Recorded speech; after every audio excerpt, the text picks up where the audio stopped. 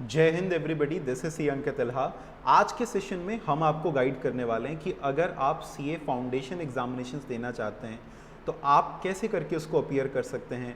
Weather you will be appearing in the new syllabus और you will be appearing in the old syllabus, नए scheme के हिसाब से देंगे, ओल्ड स्कीम के हिसाब से देंगे, कौन सा अटेम्प्ट आप अपीयर करेंगे, हर एक चीज़ इस सेशन में हम लोग क्लैरिफाई करने वाले हैं। तो फ्रेंड्स, सबसे पहले ये समझ लेते हैं कि आखिर सीए फाउंडेशन के अंदर में नए स्कीम कब से स्टार्ट हो रहा है और ओल्ड स्कीम का आखिरी एग्जामिनेशन कब है। देखिए, सीए फाउंडेशन का जो नया स्कीम अनाउंस हुआ है उसका लास्ट एग्जामिनेशन दिसंबर 2023 है और जो नया स्कीम है फिर वो जून 2024 से स्टार्ट होगा। तो अब एग्जिस्टिंग स्कीम का लास्ट एग्जामिनेशन दिसंबर 2023 है। इसके बाद आप सभी जो भी ओल्ड स्कीम के स्टूडेंट्स हैं सब ऑटोमेटिकली न्यू स्कीम में कन्वर्ट हो जाएंगे। सबसे पहली चीज़, अगर आपने अपने आप को बाय 1 जुलाई एग्जिस्टिंग स्कीम में रजिस्टर करा रखा है तब तो इस बार आप दिसंबर के लिए एग्जामिनेशन दे सकते हैं। तो सबसे पहले उन लोगों की बात जो क्लास 12th के एग्जामिनेशंस अपीयर कर चुके हैं और आपने अपने आप को 1 जुलाई 2023 तक रजिस्टर करा लिया था, तो आपका जो अपकमिंग एग्जामिनेशन है वो दिसंबर 2023 का होगा और आप उसमें एग्जिस्टिंग स्कीम यानी ओल्ड स्कीम के लिए एलिजिबल हैं। अगर आपका ये पेपर क्लियर नहीं होता है तो आप ऑटोमेटिकली फिर नए स्कीम में कन्वर्ट हो जाएंगे। You will be automatically converted to the new scheme.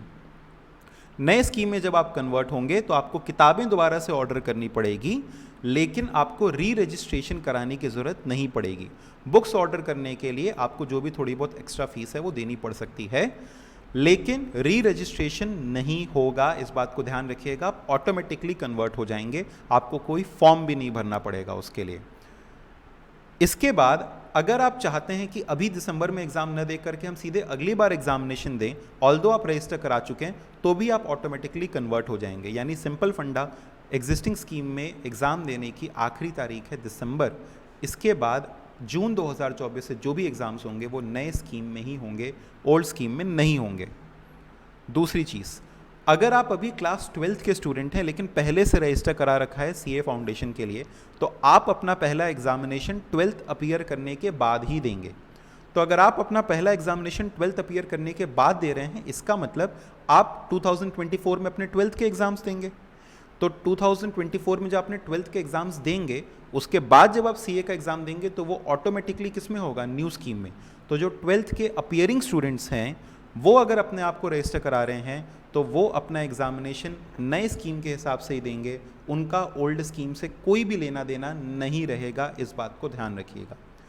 तो रजिस्ट्रेशन जो नए स्कीम की है वो भी स्टार्ट नहीं हुई है। नए स्कीम के अंडर आपको रजिस्टर कराना होगा फ्रॉम 2 अगस्त 2023।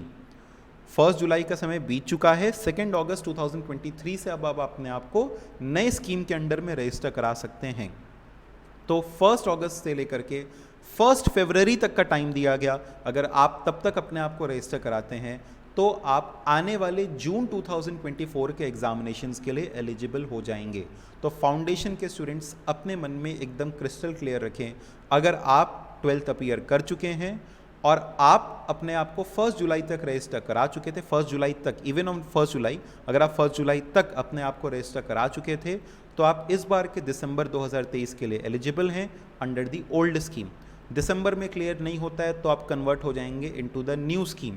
री रजिस्ट्रेशन नहीं होगा, ऑटोमेटिक कन्वर्जन होगा और आपको बुक्स अलग से ऑर्डर करनी पड़ेंगी या आप बुक्स इंस्टीट्यूट की वेबसाइट से प्रिंट आउट भी निकाल सकते हैं।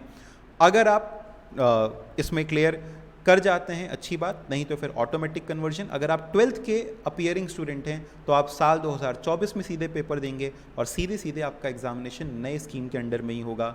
न्यू स्कीम के रजिस्ट्रेशंस स्टार्ट होंगे from 2 August 2023। So I hope आपके डाउट्स क्लियर हुए होंगे। कोई और भी डाउट है तो हमसे कमेंट सेक्शन में ज़रूर से पूछिएगा और अपने फ्रेंड्स के साथ में शेयर करिएगा ताकि वो भी इन चीज़ों को लेकर के अवेयर रहें। Thank you so much. This was C. Ankit Elha from Lila Education Center. All the best. Bye-bye.